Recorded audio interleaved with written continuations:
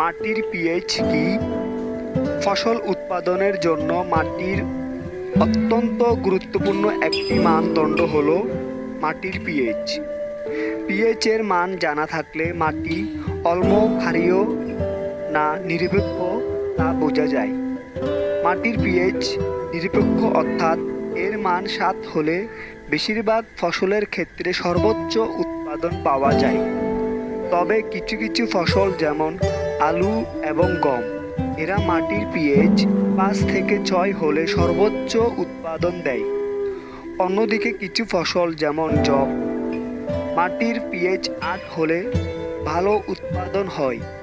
তাই বলা যায় ফসল উৎপাদনের জন্য মাটির পিএইচ অত্যন্ত গুরুত্বপূর্ণ ভূমিকা পালন করে। ধন্যবাদ ভিউয়ার্স। এরকম গুরুত্বপূর্ণ তথ্য জানতে আমাদের চ্যানেলটি সাবস্ক্রাইব করুন।